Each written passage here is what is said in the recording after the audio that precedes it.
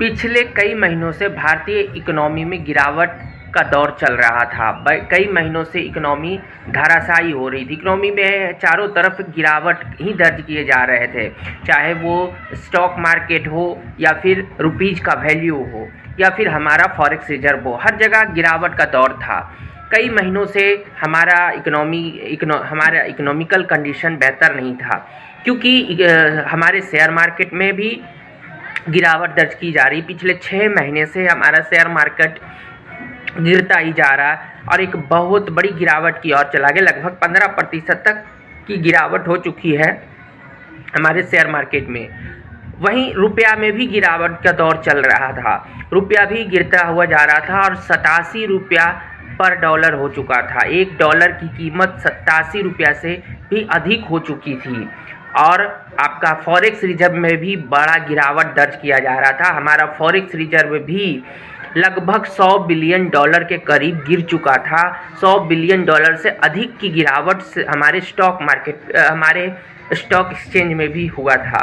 तो चारों तरफ गिरावट का दौर चल रहा था। हमारा जीडीपी ग्रोथ जो कि घट चुका था, हमारी जीडीपी ग्रोथ जो कि 6-7% से 60% से ऊपर चल रहा था, वो घटकर दूसरे क्वार्टर में केवल 5.4% का हुआ था, जिसके बाद से ही गिरावट का दौर शुरू हुआ। जब ये रिजल्ट आया, जब ये आंकड़ा आया कि हमारा जीडीपी ग्रोथ केवल 5.4% का रहा, उसके बाद से शेयर मार्केट में गिरावट शुरू हो गया और विदेशियों के द्वारा पैसे निकाले जाने की कवायद शुरू हो गई। और जैसे ही सभी ने पैसा निकालना शुरू किया, मार्केट धराशायी होता हुआ चला गया। शेयर मार्केट में भी गिरावट पर गिरावट चल रहा, तो रुपया भी गिर रहा, तो हमारा फॉरेक्स रिजर्व भी गिर रहा। हर तरफ गिरावट का दौर चल रहा था। लेकिन अब ये पिछले लास्ट वीक में एक अच्छी न्यूज आई है हमारी इकोनॉमी के लिए। एक बेटर न्यूज आया है कि हमारा फॉरेक्स रिजर्व एक वीक में लगभग $15 बिलियन की बढ़ोतरी हुई है। हमारे फॉरेक्स रिजर्व में एक सप्ताह में $15 बिलियन का बढ़ोतरी हुआ है। और इस न्यूज के आने के बाद हमारी इकोनॉमिकल कंडीशंस पर जो सवालिया निशान खड़ा हो रहा था, अब वो सुधर चुका है। हमारा एक वीक में हमारे फॉरेक्स रिजर्व में $15 बिलियन की बढ़ोतरी हुई है। और हमारा रुपया का वैल्यू भी एक सप्ताह में 50 पैसा रुपया मजबूत हो गया। एक सप्ताह में रुपया में 50 पैसे की मजबूती देखी गई। तो इस दोनों ही न्यूज आने के बाद भारतीय इकोनॉमी में सुधार की गुंजाइश होने लगी कि अब भारतीय इकोनॉमी सुधर रहा है, अब पटरी पर आ रहा है और अब तेज़ी का दौर आने वाला है। हमारा जीडीपी ग्रोथ भी बढ़ रहा है। थर्ड तिमाही में हमारा जो जीडीपी ग्रोथ रहा वो 6.2% का रहा, जबकि सेकेंड क्वार्टर में हमारा जीडीपी ग्रोथ केवल 5.4% था।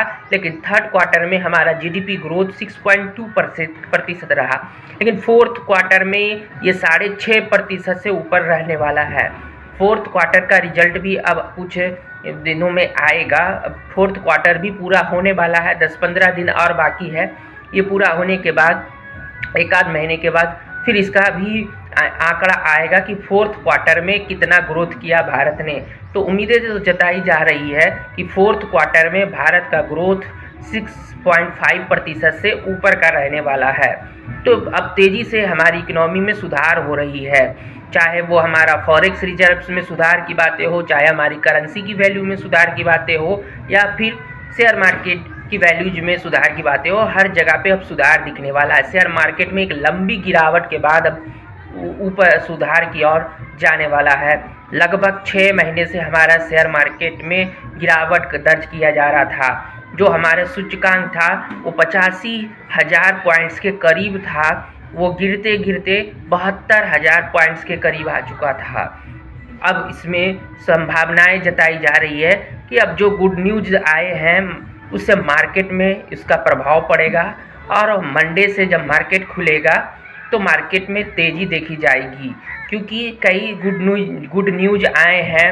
हमारे इकोनॉमिकल कंडीशंस को के आंकड़े बताए गए हैं कि हमारा इकोनॉमिकल कंडीशंस अब बेहतर हो रहा और अब बेहतरी की ओर हम जाना शुरू हो चुके हैं। हमारा फॉरेक्स रिजर्व में एक लंबे गिरावट के बाद अब फॉरेक्स रिजर्व में भी बहुत बड़ी बढ़ोतरी देखी जा रही है। ऐसे में अब भारत का ग्रोथ भी तेज़ी से होगा।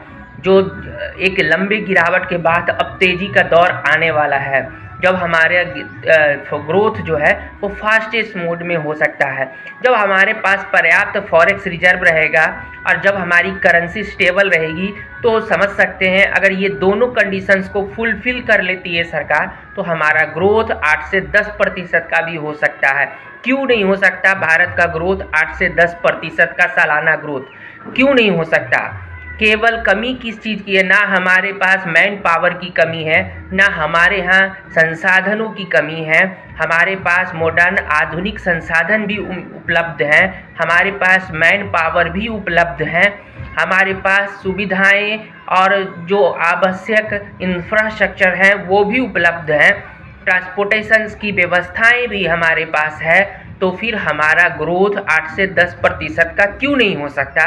क्या वित्त मंत्रालय के द्वारा इस सवाल का जवाब दिया जाएगा कि हमारा ग्रोथ जो है वो 8 से 10% का क्यों नहीं हो सकता? आखिर इसमें क्या कमी है? हमारे देश में किस चीज़ की कमी है कि हमारा देश 8 से 10% का ग्रोथ हासिल नहीं कर सकता? ग्रोथ 8 से 10% के ग्रोथ रेट से आगे नहीं बढ़ सकता? आखिर ऐसी कमी क्या है हमारे देश में? जब किसी चीज़ की कमी नहीं है हमारे देश में, तो हमारा ग्रोथ 6-6.5% का क्यों रहता है? 8 से 10% क्यों नहीं जाता है? तो यहाँ पे सवाल यही उठता है कि हमारे पास पर्याप्त फॉरेक्स रिजर्व होने चाहिए और हमारी करेंसी स्टेबल होनी चाहिए। अगर ये दोनों ही कंडीशंस को फुलफिल कर लेती है सरकार, तो फिर हमारा ग्रोथ 8 से 10% का भी हो सकता है और किसी भी राज्य का ग्रोथ तेज़ी से हो सकता है।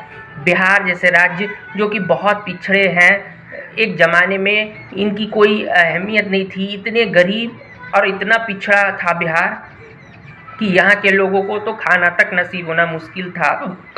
ऐसी गरीबी थी बिहार में। लेकिन आज बिहार भी सुधर चुका है। पर कैपिटा इनकम में भी बढ़ोतरी हो रही है। बिहार में 12% के करीब पर कैपिटा इनकम में बढ़ोतरी हुई। इस साल 2024-25 में 66,000 के करीब हमारा पर कैपिटा इनकम हो चुका है। बिहार के प्रति व्यक्ति आय 66,000 के करीब हो चुका है और कई राज्यों में सबसे कम है जो बिहार का ही पर कैपिटा इनकम माना जाता है। जो सभी बड़े राज्य हैं उनमें सबसे कम पर कैपिटा इनकम बिहार का ही है।